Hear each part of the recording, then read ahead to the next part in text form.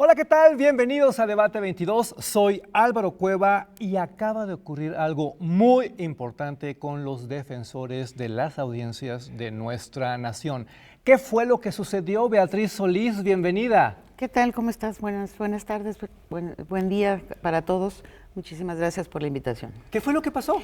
Pues mira, fundamentalmente había pasado, cosa que veremos después, algo catastrófico para las audiencias de la radio y de la televisión, que era haber quitado con una reforma de ley la posibilidad de garantizar esos derechos a las audiencias. Nunca estuvimos de acuerdo, esto sucedió a finales del 2017, incluso el propio Senado metió una acción de inconstitucionalidad en contra de una reforma de la ley de telecomunicaciones que eliminaba cualquier posibilidad de garantizar los derechos de las audiencias que están en la ley. Y entonces los defensores de audiencias que estamos agrupados en una asociación, que es la Asociación Mexicana de Defensorías de Audiencias,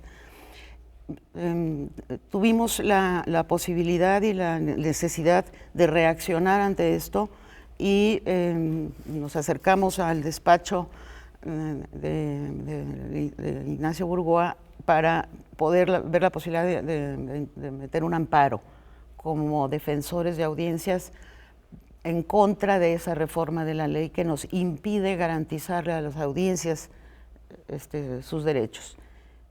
Y entonces ese amparo estuvo más o menos un año y cacho en proceso, y recientemente se dio ya la sentencia del amparo, es favorable a nosotros, quiere decir que favorable a las audiencias, y finalmente tendrá que ser revisado por el legislativo de nueva cuenta para echar abajo aquello que había quitado posibilidades de llevar a cabo el ejercicio pleno de los derechos. Eso suena... Muy sintéticamente. Claro, esto suena un tanto técnico, pero ¿cuál es la relevancia de esta noticia? César Enrique Olmedo, bienvenido. ¿Qué tal? No, gracias, al contrario. Pues la relevancia yo creo que puede verse desde muchos ángulos. En un contexto tan complejo como es a partir de reformas estructurales, a partir de jaloneos entre poderes, a lo mejor convendría darle algún contexto para todas las personas que te escuchan, que te siguen y ven el programa, porque si uno ubica los poderes, estaría el presidente, estaría el Congreso, estaría el Poder Judicial.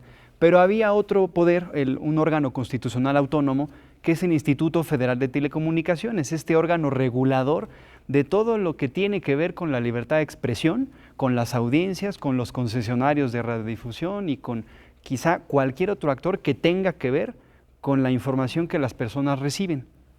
Entonces, cuando este Instituto Federal es habilitado por el Congreso para emitir un documento llamado Lineamientos en Defensoría de las Audiencias, que era para fortalecer a todas las personas que son audiencias, el Congreso de la Unión opera esta contrarreforma que ya decía Beatriz para quitarle al instituto la posibilidad de supervisar, Álvaro, y esta es la parte importante, los códigos de ética que todos los concesionarios están obligados a hacer. Que el código de ética es prácticamente este documento donde están marcados los procedimientos que puede hacer un defensor de audiencia, un personaje importante entre todo el público y los conductores, editores, dueños, etcétera, que va a defender precisamente a las personas que están en la radio y la televisión. Vamos a hacer esto. Usted en casa conoce a su defensor. Usted conoce al defensor de Canal 22. Usted conoce al defensor de Las Estrellas, del canal Imagen Televisión. #Debate22, #Debate22, porque tengo la impresión de que esto o es muy nuevo o no está muy abierto. Comencemos por el principio. ¿Qué son los defensores de las audiencias, Beatriz? Sí, los defensores de las audiencias son personas que surgen por ley en nuestro país a partir de la reforma constitucional del 2013, en donde en el artículo 6º se establece como responsabilidad del Estado garantizar los derechos de los usuarios de las telecomunicaciones y de las audiencias de la radiodifusión. Al Estado le corresponde garantizarlo y establecer los mecanismos para su pleno ejercicio. Los defensores de audiencias son personas que estamos en el proceso de la mediación entre las audiencias de un canal de televisión o de una emisora de radio y los que operan, los que hacen los contenidos, los que dirigen ese medio de comunicación, para recibir desde opiniones, propuestas, quejas o avisos de violación en contra de algún derecho, como podría ser, por ejemplo, el derecho de réplica. Y nosotros tenemos la obligación que de manera independiente, porque es una condición para los defensores ser independientes, porque atendemos a la audiencia, no al medio. Pero se necesitan, César, porque finalmente cualquiera te puede decir, si a la gente no le gusta, le cambia de canal. Claro. ¿Sí se necesita? Yo creo que sí, más bien necesita primero ser conocido, justo como acabas de hacer la pregunta. Y hay una palabra que dijo Beatriz que creo que es clave, desde la cual puedo contestar todavía con más fuerza que se necesitan. Ella dijo independencia y dijo, somos quienes están haciendo mediación. Entonces, si el defensor de la audiencia, que es necesario porque los concesionarios no siempre, hay que decirlo, no siempre tratan con contenidos serios o con contenidos útiles o con contenidos que sí abonen a que las personas tengan mayor fuerza en el debate público o mejor información o de entretenimiento de cualquier sector, pero que sean contenidos de calidad. Entonces, este defensor se vuelve relevante porque él es el que le da voz a todo el público, a toda la audiencia. Supongamos entonces que yo veo Pequeños Gigantes y yo no estoy de acuerdo con que utilicen a nuestros niños, a nuestros menores de edad, como criaturas grotescas, sexualizadas, a las cuales les estamos dando veneno puro. ¿Qué hago? Te comunicas con el defensor de la audiencia planteando tu queja y las razones, los argumentos que tú como audiencia tienes. Y el defensor tiene que en ese mismo momento revisar evidentemente las características, porque no es por gusto, no es que no me guste o si me gusta, porque dentro de los gustos nosotros lo que respondemos siempre es la necesaria pluralidad. Para la oferta de los medios tiene que ser plural y habrá algunos a los que les guste y a los que no. No, se defienden principios básicos de los ciudadanos. Las audiencias somos ciudadanos que al momento de entrar en contacto con el medio adquirimos otro paquete de derechos frente a lo que se nos está ofreciendo. Y entonces inmediatamente pues hablar con las personas responsables de la producción de ese programa, con argumentos suficientes, que además hay suficientes para ese tema en lo particular, en la Ley de Protección a los Niños, las Niñas y los Adolescentes, y en los propios derechos de las audiencias, que tiene un apartado específico para las personas con discapacidad y para los niños, para la protección de la infancia. Y entonces argumentar que ese programa está violentando una serie de principios básicos de respeto a la infancia y entonces tener que negociar y hablar con ellos para tener una respuesta para el televidente que se quejó. ¿Ustedes sabían que contaban con este derecho, que lo podían hacer, que podían acercarse al defensor del televidente del canal que sintonizan? Vamos a regresar después de corte porque tenemos que profundizar, tenemos que hablar de irregularidades. Se pone muy bueno. Estamos en Debate 22. Continuamos.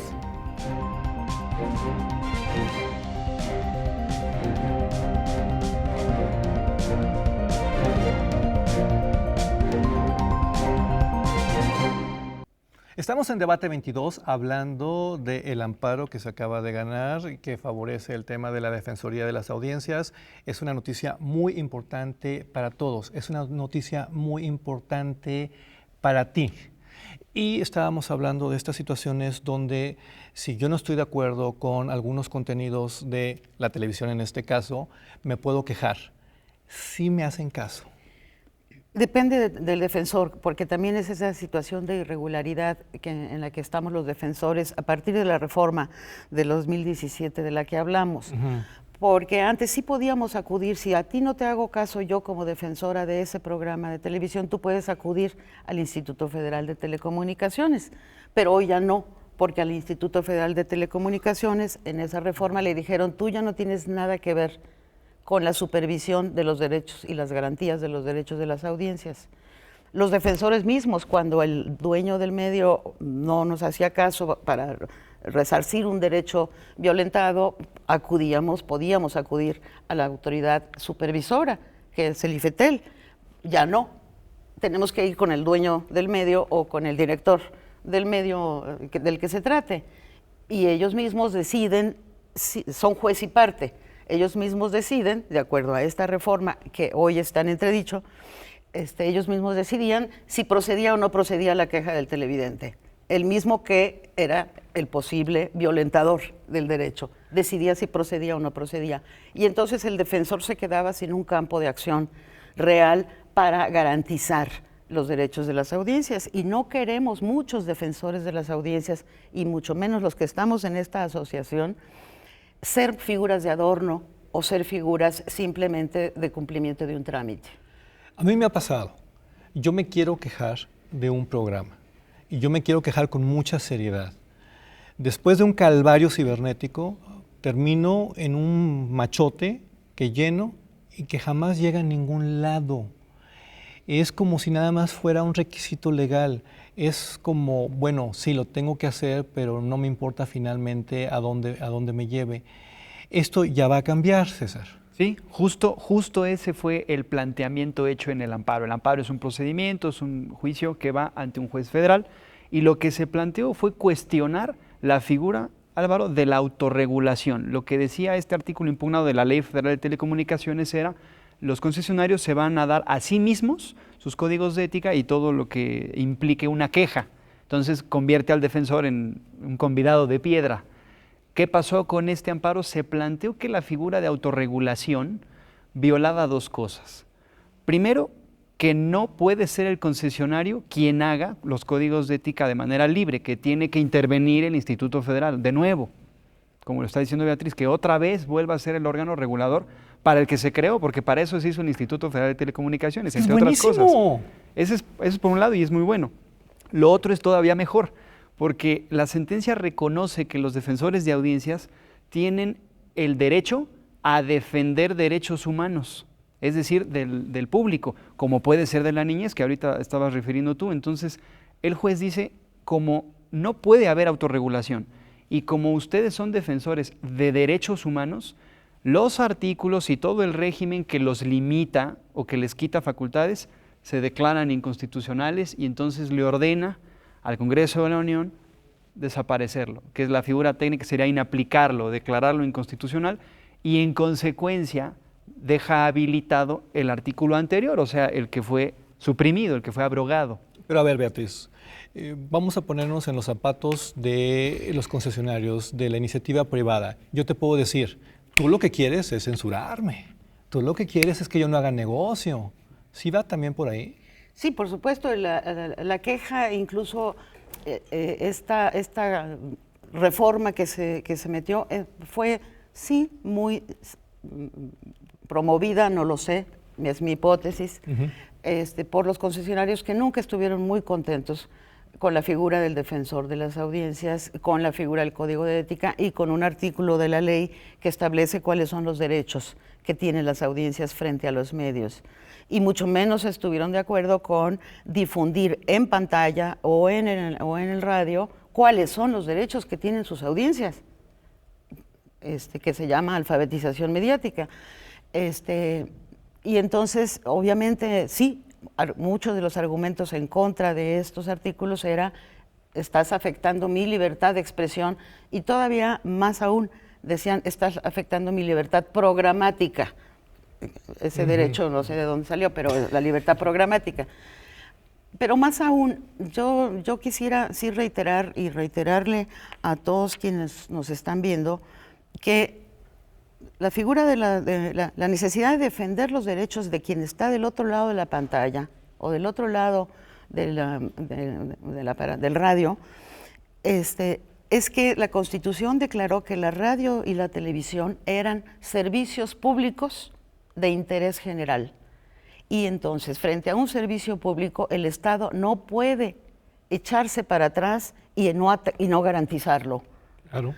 Como cuando tú decías, si no te gusta, le cambias. si a ti te llega un agua de mala calidad a tu casa, siendo el agua un servicio público, tú no le puedes contestar al ciudadano, pues cómprese un garrafón de agua purificada. No, mi obligación es darte un agua de calidad. Mi obligación es darte un contenidos de calidad con toda la libertad del mundo. Uno de los principios que los defensores atendemos es la libertad de expresión de los periodistas y de los que trabajan en los medios, siempre y cuando respeten los derechos de los otros, los derechos de quien te ve, porque para ellos trabajamos. Un medio de comunicación, si no trabaja para sus audiencias, no sé para quién trabaja. César, tú cuando estuviste estudiando este caso, ¿qué irregularidades encontraste? Bueno, primero que fue un problema conseguir como prueba, porque se aportaron como prueba los diversos códigos de ética que hay en el país, que son bastantes. Aunque muchos concesionarios no tienen, se pidieron como prueba. Y entonces, ¿qué irregularidades fui encontrando? Algunos códigos de ética no tenían defensor de audiencia. Otros códigos de ética no tenían procedimiento para el defensor. Había códigos de ética de una hoja que enunciaban algo así como, pues el televidente, la audiencia se puede quejar y entonces el concesionario hará lo conducente, ¿no? En este hará lo conducente se dejaba ahí pues a un margen de buena voluntad, que es también lo que dice la sentencia, del propio concesionario. Entre otras cosas, una irregularidad importante también es que, y hay que decirlo también, que está agrupado y está concentrado un código de ética de muchas estaciones, de muchas barras programáticas, de muchos contenidos. Porque yo dije, bueno, a lo mejor hay una pluralidad real, tal como lo está diciendo la Constitución, el régimen de la libertad de expresión, y no era así. Algunos estaban concentrados, otros estaban aislados, también hay que decir, algunos otros desprotegidos, casi olvidados ahí, y entonces me gusta que la sentencia vuelve a poner en su lugar al defensor y también le da un papel activo al concesionario para que se tome en serio la responsabilidad que tiene, que es también, como dice Beatriz, una función social de radiodifusión. No es el concesionario el dueño del espectro ni de los contenidos, él es un auxiliar del Estado. ¿Un defensor del televidente puede atender más de un canal de televisión, Beatriz? Sí, la ley ahí, desde mi punto de vista, ahí la ley quedó muy ambigua desde el 2014, porque establece que todos y cada uno de los concesionarios de radio y televisión deben contar con un defensor de las audiencias, que puede ser del mismo de un solo medio, de un grupo de medios o de un sector. Entonces, esto dio como resultado... ¿Pero a qué horas estudias cada programa, cada canal? Exacto. Esto dio como resultado la situación que tenemos el día de hoy. Todos los concesionarios privados, comerciales, de radio y de televisión, tienen solamente una defensoría para todos, radio, televisión, de todo el país. Una sola defensoría de audiencias que tiene su sitio en la Cámara de la Industria de la Radio y la Televisión. Y por el otro lado tenemos el lado opuesto, que sí me gustaría dejar muy claro, que son los medios públicos. Todos los medios públicos federales, por ejemplo, cuentan con un defensor de audiencias por señal, por canal. De hecho, los medios de comunicación públicos tienen defensores antes de que fueran obligados por la ley a tenerlos. Este canal de televisión, el Canal 22, fue el primer canal de televisión que por motu propio, por voluntad y compromiso con sus audiencias, tuvo defensoría de audiencias desde el 2007. En el 2008 Canal 11 y Radio Educación, en el 2009 el IMER y después Radio y Televisión de la Universidad de la UNAM. Los medios públicos, antes de que la ley los obligara, ya tenían defensores de audiencia. Vino la ley, pues ya están. Viene la contrarreforma, los defensores seguimos siendo defensores de audiencias con los mismos compromisos con los que asumimos como medio público, como medios de servicio público por voluntad.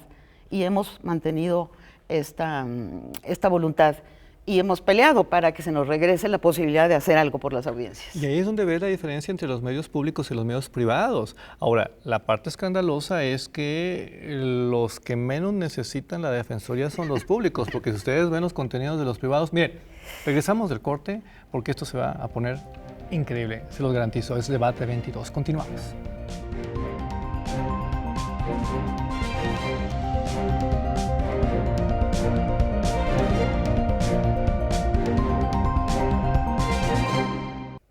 Llegamos al último bloque de Debate 22. Tenemos un programa buenísimo porque son estas cosas las que se tendrían que estar discutiendo constantemente y misteriosamente nadie hace nada. ¿Qué podemos hacer, Beatriz Solís, si estamos interesados en el tema?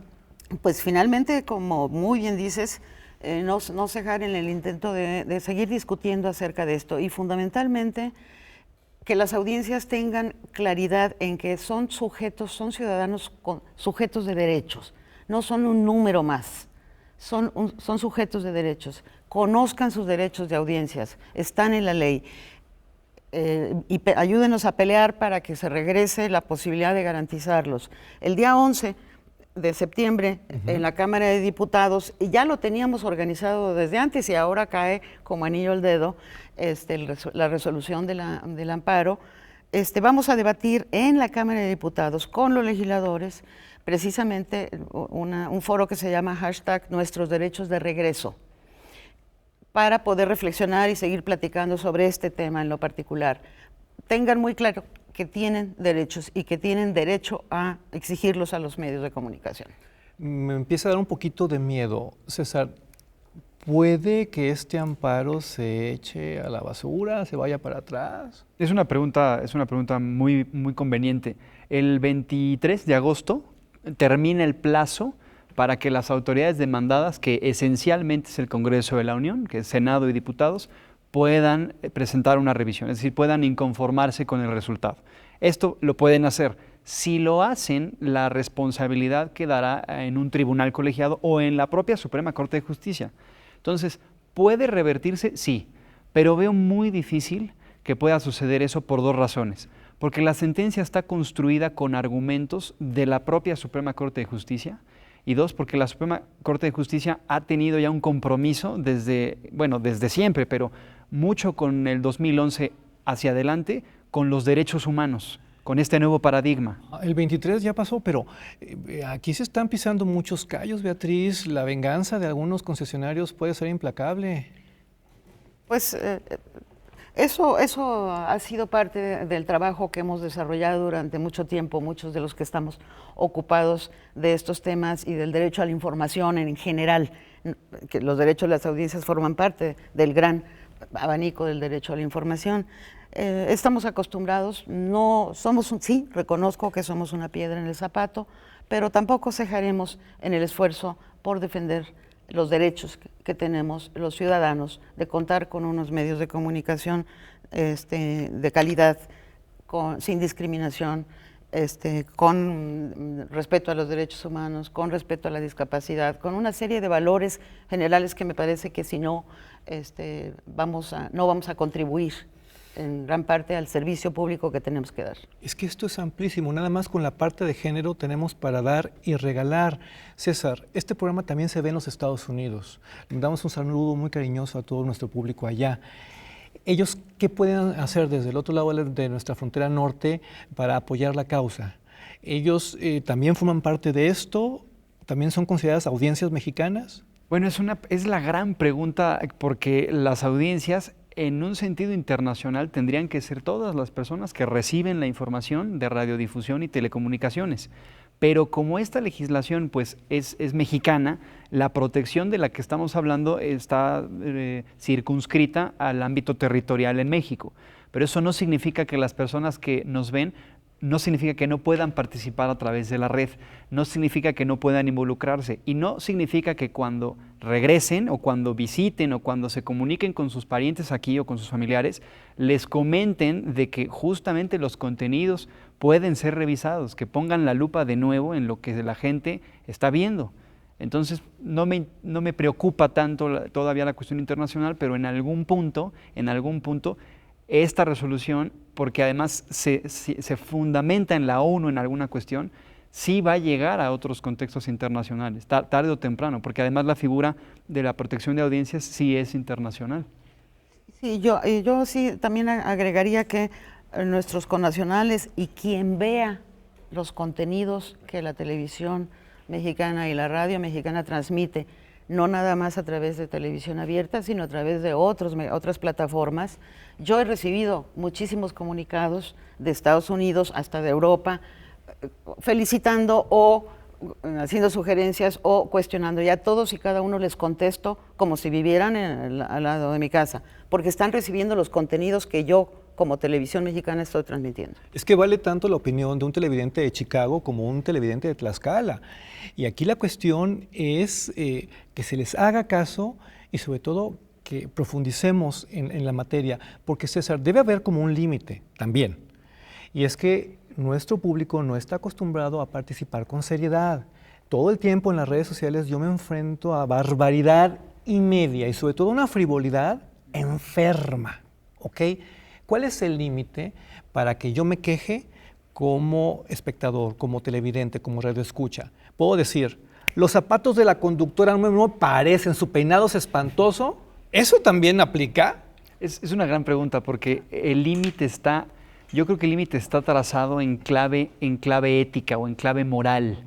Ahí nos estamos desplazando a otro tema, pero muy apasionante, que es qué puede ser público, de interés público verdadero, y qué es estrictamente sobre la vida privada. Y ese es un debate que se tiene que dar y que se va a dar, porque además el efecto de la sentencia le permite al instituto entrar también de nuevo a los lineamientos. Tenemos que debatir, tenemos que profundizar. Desgraciadamente el tiempo se nos acaba. Yo te pido, por favor, César, mirando a la cámara, que des tu conclusión. ¿Con qué nos vamos? Yo creo que una primera palabra sería informarse y una segunda palabra sería consenso, porque se puede construir consenso entre el Estado, entre los propios concesionarios y entre las audiencias que nos ven. Beatriz, yo además te respeto mucho porque tú eres una pieza clave en la historia de la televisión de este país. Gracias a ti y a un selecto grupo de personalidades existe Canal 22. Tú estuviste en todo este proceso, en toda esta lucha. Por favor, mirando a la cámara, después de toda esta experiencia, dile a la gente con qué nos vamos. Exijamos a los medios de comunicación lo que nos merecemos como ciudadanos. Conozcamos nuestros derechos, sepamos ejercerlos, defendámoslos y que en los próximos días podamos decir que nuestros derechos están de regreso plenamente, gracias a esta pelea que hemos estado dando, y decirle a la Suprema Corte de Justicia que un juez de un amparo civil les ganó en la resolución de una acción de inconstitucionalidad que tienen hace más de un año. Ha sido un honor, me siento profundamente orgulloso de ustedes, de este programa, César, gracias. Al contrario, gracias a ti. Gracias, muchísimas gracias. Hasta la próxima.